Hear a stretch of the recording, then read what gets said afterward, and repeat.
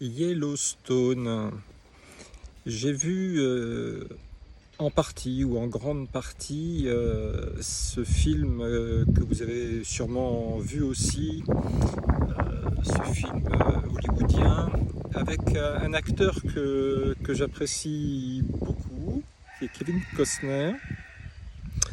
En deux mots, je vais vous expliquer pourquoi j'ai une grande affection pour lui. Bon, c'est pas à cause ou grâce à lui directement, c'est que le 2 juin 1992, le jour où ma maman a décidé de nous quitter, moi j'étais au Grand Rex à Paris et je visualisais ce film qui venait de sortir sur un écran géant. Et, euh, et je me suis pris en pleine face, non pas une compréhension avec ce film, j'étais trop jeune pour comprendre quoi que ce soit, mais une émotion qui m'a envahi et qui rentre en résonance avec tout ce que j'accomplis, avec les vidéos que je fais maintenant et toute ma conscience et mes explications. C'est comment un Yankee, un, un homme de l'armée américaine, un soldat en pleine guerre de sécession, avec cette mise en mouvement de l'extermination des indigènes d'Amérique du Nord par les forces marchandes qui arrivaient donc sur ces terres inappropriables, occupées depuis des temps immémoriaux par des communautés primitives de chasseurs et cueilleurs. Donc pour ce soldat qui a été élevé pour être un bon Américain, se trouve au fil de l'histoire à rentrer en contact avec une communauté cheyenne dans le Dakota, je crois, et que cette communauté finit par l'adopter et l'aimer et en faire l'un des siens. Bon, je ne veux pas spoiler ce film. Si vous ne l'avez pas vu, et si vous appréciez mes vidéos, et même au-delà des vidéos, parce que mes vidéos, vous l'avez compris, ce sont des vidéos qui ne sont pas montées, qui sont faites d'un seul jet. Je sais quelle idée je vais aborder, mais je ne sais pas comment je vais le verbaliser. Tout est fait très spontanément, donc il peut y avoir des défauts. Donc au-delà de mes vidéos, de leur présentation, si vous appréciez le message en filigrane qui est toujours en lecture des profondeurs de mes vidéos, si vous appréciez ce fil conducteur et ce message des profondeurs que j'essaie de transmettre à travers mes vidéos, si vous appréciez ce travail que je fais depuis le mois de novembre avec vous, voyez Danse avec les loups. C'est bouleversant et in fine, ce que j'essaye de vous transmettre, c'est de ne jamais oublier que nous souhaitons tous vivre comme des Indiens parce que les Indiens étaient des hommes. La barbarie, la sauvagerie, c'est la civilisation. Le sauvage est humain. Et n'oubliez pas que le premier devoir d'un homme, c'est d'être un homme. C'est pas d'être un capital. C'est pas d'exister à travers vos beaux vêtements, vos belles voitures et votre compte bancaire. C'est pas ça être un homme. Donc une digression, mais qui valait la peine, c'est pour vous expliquer pourquoi j'ai un attachement particulier à ce film, parce que la date, je vous l'ai dit, est importante pour moi émotionnellement, et parce que le message transmis par ce film résume tout ce que j'essaye de faire passer comme message. Voilà. Excusez-moi, j'ai fait une petite pause, j'ai été interrompu. Oui, donc j'ai fait ce petit préambule pour vous parler de Kevin Costner et de Danse avec les loups, que je vous encourage encore une fois à regarder pour ceux qui ne l'ont pas vu. Et vous verrez de quoi je parle et pourquoi je m'investis autant dans mes vidéos, pour que vous n'oubliez pas que la vraie vie, elle a été anéantie par les forces de l'argent, mais qu'il suffit d'un rien pour qu'elle se ressuscite, comme elle a ressuscité. Et c'est une de mes premières vidéos, je vous encourage à regarder aussi, où j'ai expliqué à travers ce qui s'est passé à Valence le soir de ma garde à vue que cette tempête, ces pluies diluviennes qui ont créé ce drame à Valence le 29 octobre 2024. Dès lors que la marchandise s'immobilise, l'humanité se mobilise. Donc vous voyez, une simple catastrophe peut tout de suite remettre l'humanité en mouvement. Voilà. Voilà. Donc revenons à Kevin Costner. Donc voilà, j'ai fait ce petit préambule pour vous expliquer que j'avais un attachement particulier à ce personnage qui restera toujours à travers le rôle qu'il a joué dans ce film, toujours avec une place particulière dans mon âme et dans mon cœur. Et quand j'ai vu Yellowstone, bon, lui qui est une immense star, je veux dire, qui n'est plus à $1 million près, j'ai été quand même étonné de le voir dans ce film qui est une charge. Il y a deux choses qui me gênent dans ce film. Il y a une charge anticléricale d'une brutalité que j'avais jamais vue avant, et surtout, une fois de plus, dans le cinéma américain, on vous montre des événements très douloureux pour les acteurs de l'histoire, mais on vous explique que jamais ni le début du commencement d'une explication. De quoi s'agit-il? Donc c'est un film en 3 parties, 3 périodes différentes, 1883, 1923 et de nos jours. Donc déjà la première chose qui nous saute aux yeux, c'est que l'on voit qu'à 3 époques éloignées, enfin relativement éloignées dans le temps, ils sont toujours confrontés à la même problématique. Ils s'entretuent les uns les autres par rapport à l'accaparation de la terre, et y compris les dégâts que ça fait au sein même de la famille.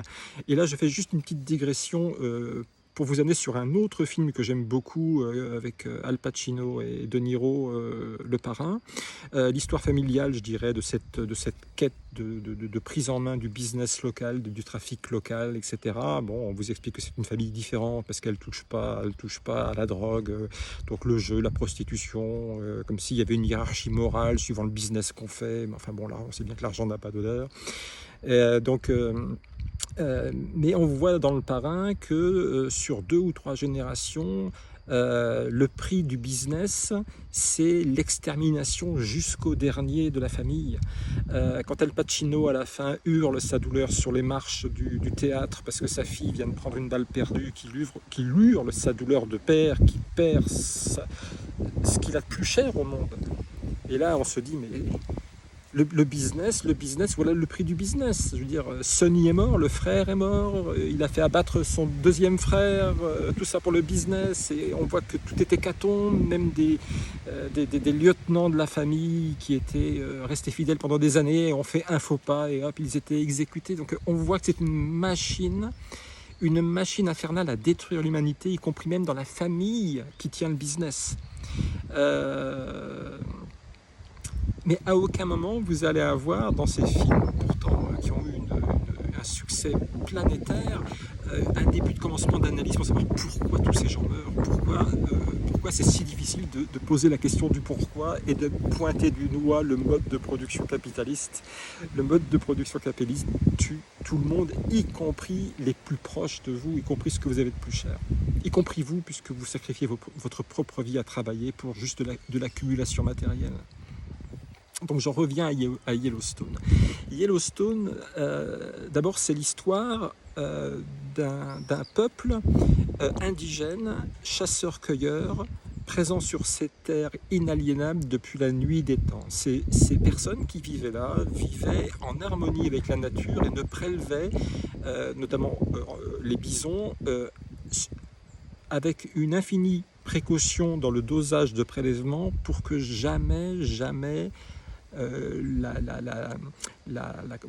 la disponibilité des bisons puisse être altérée, que les bisons soient toujours là, renouvelés en infiniment plus grand nombre que ce que l'on a besoin pour notre survie. Il y avait donc une abondance de bisons et d'eau, et probablement de plantes et de choses nécessaires à la survie, mais tout ça a été maintenu dans une abondance infinie pour qu'il n'y ait jamais pénurie et que le mode de production paradisiaque se renouvelle éternellement. C'était le paradis.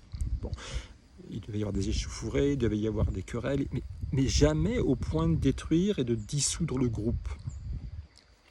Et là, le mode de production débarque sur les côtes américaines et commence à envahir et exterminer jusqu'au dernier tous ces gens qui les ont finalement accueillis avec naïveté et bienveillance, sans qu'à aucun moment il n'ait eu la possibilité de cohabiter. Le capitalisme ne cohabite pas. Le mode de production capitaliste est hégémonique, prend toute la place et ne supporte pas le partage. La République est une et indivisible. Si demain vous dites, écoutez, ici, là, on va dire que la Terre n'appartient à personne et nous, on veut un autre monde, on veut s'installer là, il y a un point d'eau, il y a du soleil, il y a une Terre qui est généreuse, foutez-nous la paix. Non, c'est impossible. L'armée viendra et vous exterminera jusqu'au dernier et ils diront, oh, c'était une secte, machin. Mais non, c'est pas ça. C'est qu'il n'est pas question qu'il y ait 1 centimètre carré qui puisse échapper au PIB.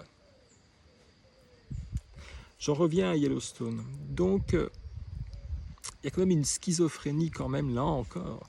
C'est une constante dans le mode de production capitaliste, c'est que cette famille, donc, j'oublie le nom, je ne sais plus comment il s'appelle, enfin peu importe, donc les ancêtres de Kevin Costner qui débarquent donc, au 19e siècle sur cette terre peuplée de chasseurs-cueilleurs, leur volent les terres.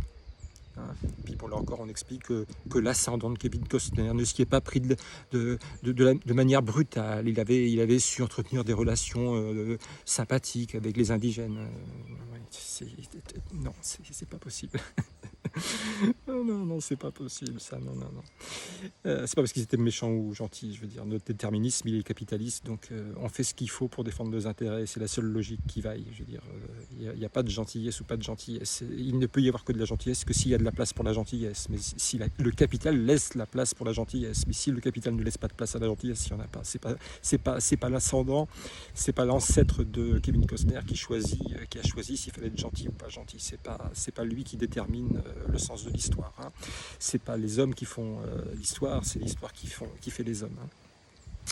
Donc déjà cette terre est volée, probablement grâce à la sauvagerie, la barbarie, l'extermination, hommes, femmes, enfants. Aucun traité respecté. Enfin bon, je pense que vous savez à peu près comment ce génocide s'est déroulé. Et donc, il arrive une génération suivante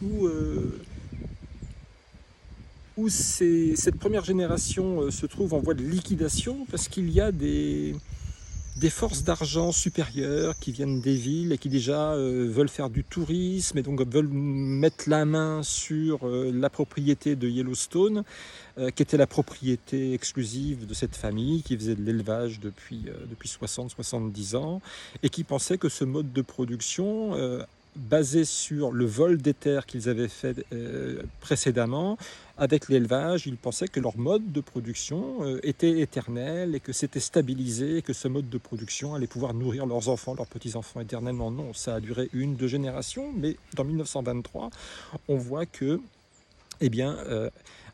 50 ans plus tard, 70 ans plus tard, des investisseurs commencent à montrer le bout de leur nez, à exercer des pressions, des menaces, et ça commence à nouveau à saigner. Donc, ce qui est important de voir, c'est que cette première génération, en 1883, s'est accaparée les terres, pensant substituer ce mode de production qui était éternel, chasseur-cueilleur, un mode de production capitaliste qui était censé être éternel, et on voit qu'il ne l'est pas. C'est la mort qui est semée à tous les étages, et 70 ans plus tard, c'est le propriétaire foncier qui fait de l'élevage, ou agriculteur, qui se trouve dégagé par une force d'argent supérieure. C'est l'économie à un stade industriel qui prend le pas sur l'éleveur ou l'agriculteur, donc qui prend le pas sur la rente foncière. Donc là encore, la rente foncière est liquidée par la rente industrielle. C'est l'industrie du tourisme qui convoite ces terres pour faire des stations de ski, des casinos, etc., etc., etc., des lieux de tourisme, etc. Bon. Et troisième étape, aujourd'hui, on voit encore donc les propriétaires contemporains de cette propriété qui sont encore en proie à des forces d'argent supérieures, à des banques, etc., qui veulent prendre le dessus, etc.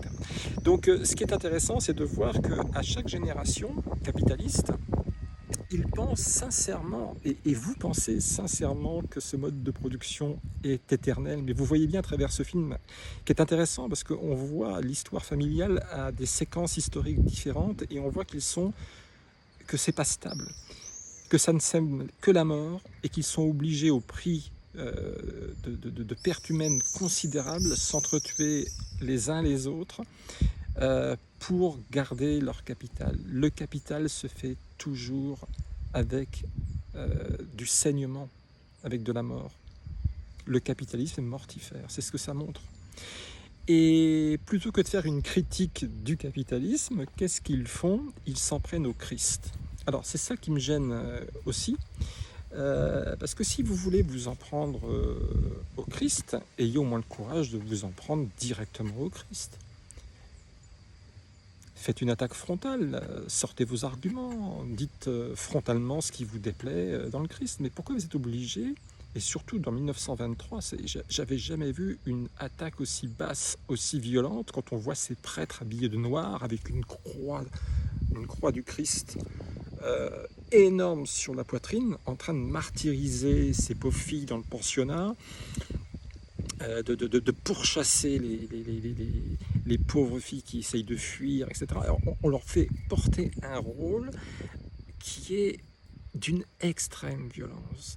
Et c'est pas le clergé qui est touché ici, pas plus que les histoires qui sortent de pédophilie. Étrangement, à les écouter, il y a de la pédophilie que dans les églises, alors que la pédophilie est partout. Tapez sur Internet, nombre d'enfants disparus en France, regardez des milliers d'enfants disparus en France. Hein, d'accord. Bon. On devrait s'interroger pourquoi. Hein, c'est pas que les prêtres. Hein, s'il y a 30 000 enfants qui disparaissent en France, c'est quand même pas les prêtres. Il n'y a plus de prêtres. D'accord. Mais alors pourquoi faire le procès de la pédophilie uniquement en accablant l'Église, alors qu'on sait que la pourriture pédophile, elle est partout. Elle est partout. Elle est dans le collier de vacances. Elle est dans les lycées publics. Elle est partout. Moi, j'ai été un enfant ballotté entre le père et la mère, donc j'ai fréquenté le public, j'ai fréquenté ce qu'on appelle le religieux, qui n'a rien de religieux, c'est sous contrat, ils font exactement ce que l'État leur demande. Il n'y a plus de clivage, c'est fini, il n'y a pas de clivage public religieux, tout est public aujourd'hui, même le religieux pseudo, en apparence religieux, est public. Mais je veux dire, moi j'ai fréquenté les deux, bon, je ne vais pas vous raconter certaines choses, mais bon, c'est partout qu'il y a, c'est partout. C'est partout. Même dans la famille, partout, partout, partout. C'est le signe d'un problème sociétal. C'est pas l'Église, il n'y a plus d'Église. Et pourquoi une telle agressivité pointée contre le clergé? Parce qu'il n'y a plus de clergé. Cette agressivité, financée par les forces d'argent hollywoodiennes, ce sont des attaques ad nominem contre le Christ.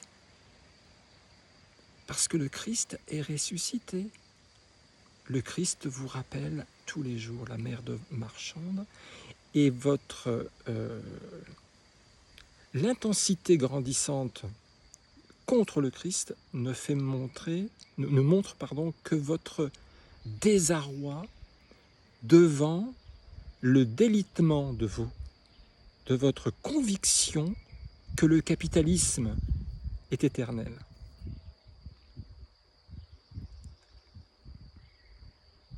Surtout si vous êtes du bon côté de la lutte de classe. Si vous faites partie des possédants, ceux à qui la minorité dans ce monde d'êtres humains, à qui le mode de production capitaliste profite, si vous êtes de ce côté-là, évidemment que c'est infiniment difficile de voir que jour après jour, le mode de production qui vous maintient sur un piédestal est posé sur du sable. Vous le sentez vaciller. Vous le sentez vaciller. Et le signe que ce que je dis est vrai, c'est que tout est à feu tout est à feu et à sang. Tout est à feu et à sang. La violence, depuis quelques années, a pris un niveau d'intensité, mais incroyable. Le terrorisme, avant, ça n'existait pas.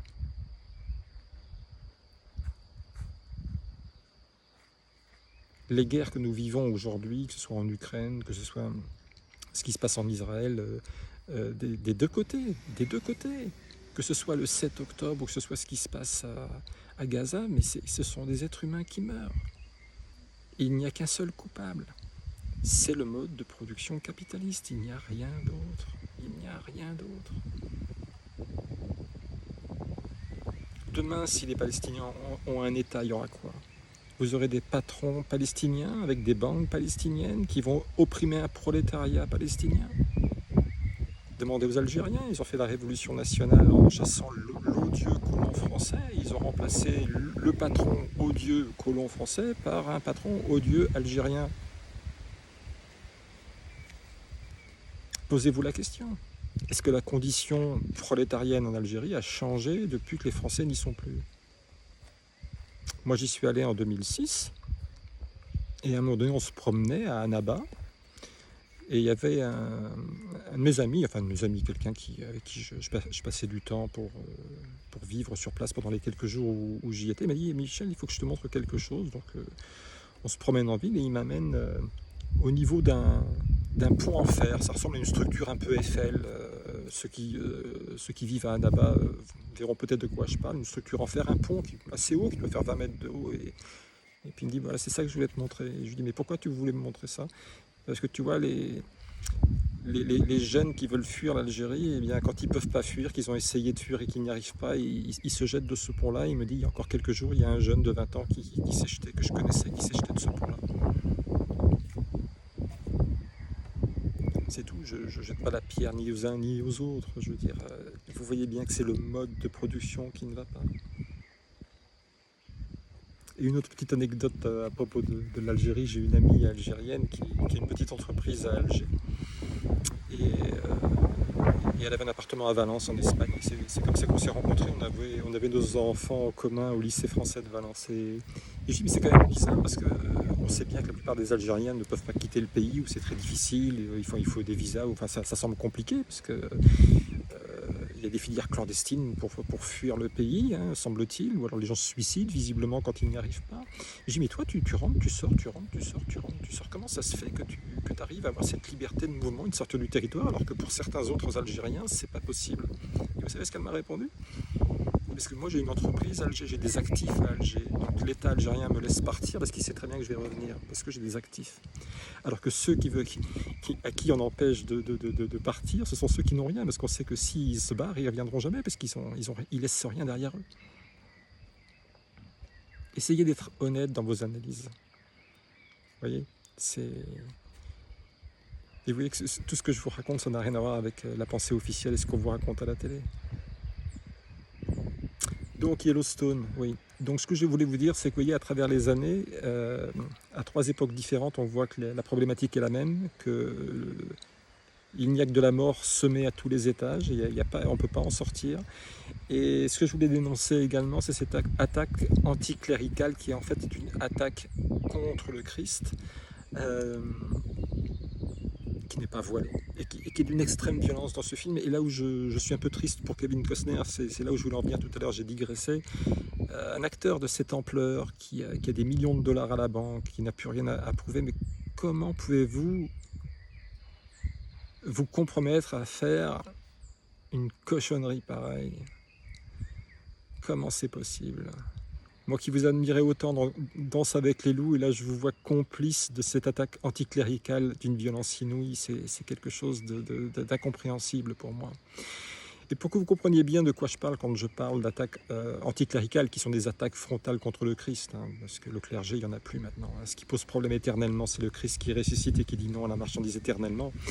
J'avais vu un autre film, bon, je ne saurais pas vous dire le titre, où on voyait un tueur à gages qui avait été missionné pour exécuter un homme, et donc il se met en place avec son fusil à lunettes, il commence à le viser, et là on comprend que cette cible est un père de famille en train de jouer au basket avec ses deux enfants dans la cour de son petit pavillon.